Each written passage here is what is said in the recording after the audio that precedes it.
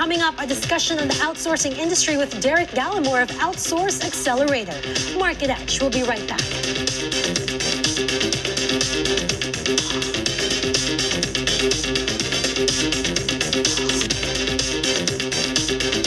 The outsourcing industry contributes around 8% to national GDP, reason why it's being called a cornerstone of the Philippine economy. And based on the earlier launched Roadmap 2028, which was before the whole Gen AI buzz, the industry was initially targeting to end 2028 with 2.5 million full-time workers from 1.7 in 2023 and with a $59 billion in revenues. Well, our next guest did an analysis of the world's top 500 BPO firms, and to share their findings and how these will move the IT BPM sector locally, Outsource Accelerator's Derek Gallimore joins us via Zoom. Hi, Derek. Good to see you. Welcome back to Market Edge.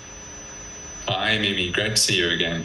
All right. So Derek, why don't you walk us through the key takeaways or the highlights of this report? Of course, you did a very objective analysis in your Outsource Accelerator 500 Global Outsourcing Firm Index 2025 report. Walk us through what you found out. Sure, absolutely. First thing to note is this is the third year that we've actually been doing this thorough analysis. It is an objective analysis of all outsourcing firms globally. We actually track over 3,000 firms, and the OA500 is, of course, the analysis of the top 500 firms of all of the firms globally. So because it's in its third year now, we not only have the analysis of each firm, but also the longitudinal progress of the industry as a whole and also the firms. So I suppose some of the big headlines, interestingly, Accenture topped the OA500 for the last 2 years. That has now been replaced by Teleperformance. And also we're seeing a pretty big consolidation trend with 77 outsourcing firms now employ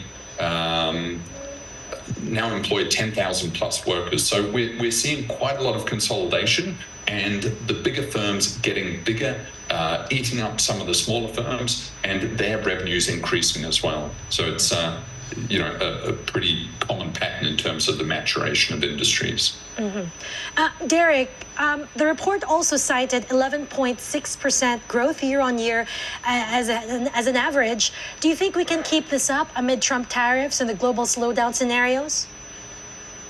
Sure. Look, the tariffs it's an unknown, isn't it? And of course, Trump is a volatile guy, and there's no telling what he's going to do. He has spoken out about outsourcing previously. It has been very hard to police up until now, but if he's just going to slap tariffs on, almost every foreign economy, then it could throw this into the crosshairs, which is a concern. Also, as you know, AI automation is a big concern for the industry as well, and we are seeing some vulnerability there from the larger call centers that are doing that high repetition, high volume kind of work.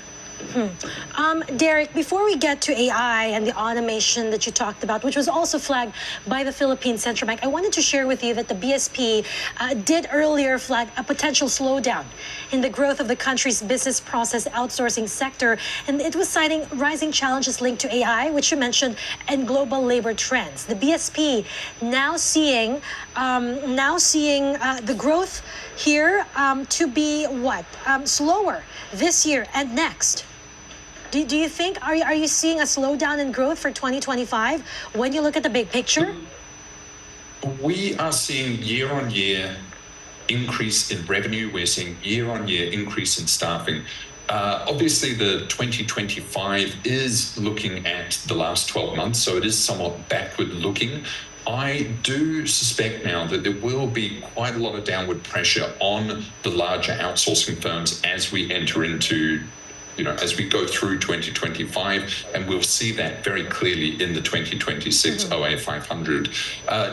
Of course, these firms are doing their best to adapt to the new modern culture, to the new demands of automation and AI. But at the moment, we're still seeing a very resilient industry. We are also seeing, as I mentioned before, consolidation, which is also, a hallmark of industries maybe under stress or under a little bit of pressure.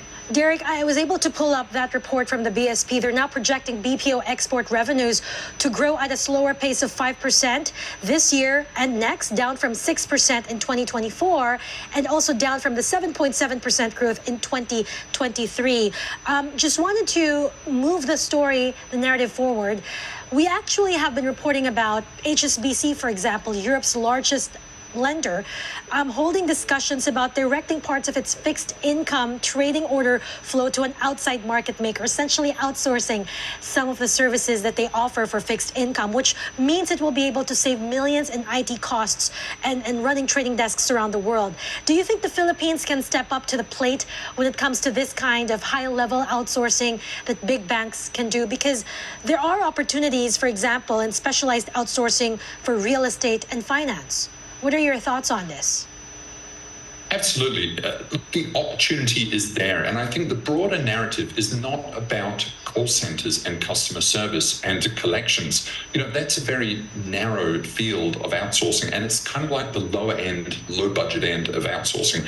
Where the real value accrues is to the high complexity, high technical skilled areas of not outsourcing, but professional services. And, you mentioned tariffs from Trump. Their major concern is that China started as the low-end manufacturing hub for the US, and over 25 to 40 years, it has actually become far more effective, far more professionalized, and far more cost-effective than the US, and they are building the best technology in the world.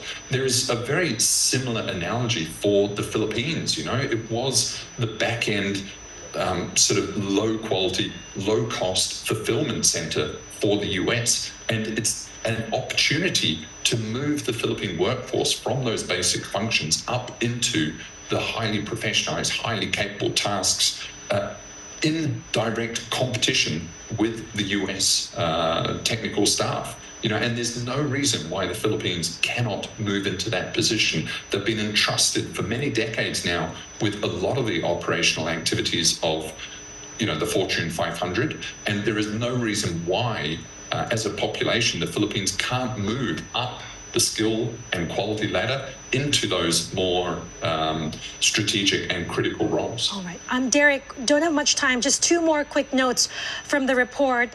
You did talk about the decline in physical office locations, which reflects the industry's adaptation to hybrid work models. And finally, you made a distinction about the implications of public BPO firms' 48.1% revenue growth versus private firms' 16.1% decline.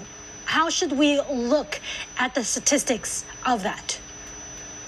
Yeah, so first of all, physical locations. Look, we tracked that it declined to 10,900 physical locations from 12,800 physical locations in 2023, so about a sort of 15-20% decline there. The public companies, their revenues are going crazy. And so, that indicates that there's consolidation within the market and the winners keep winning. And we're certainly seeing that within this market and within this report. But again, what I bring it down to, this industry is not collapsing. There is greater opportunity from staff augmentation, and the broader narrative is global employment as opposed to localized employment. That is not confining it to just the call centers and the basic functions, but it's just the fundamental principle of, instead of hiring in local expensive markets, you can hire globally and from a global talent pool where there's potential also to save money, where there's lower costs of living. So that is the bigger, broader narrative, and that is very protected from AI. As long as there's going to be employment and jobs out there, then actually there's huge resilience in the global employment narrative. The call centers are vulnerable, but global employment is going to continue to rocket forward and ahead. And the Philippines is in a very strong position alongside India to really take the mantle and be world leaders in that. All right. On that optimistic note, Derek, thank you so much for the insights and the time. We'll see you soon. Thanks, Mimi. And that's it for Market Edge. I'm Michelle Ong. Plenty more news ahead. This is ANC.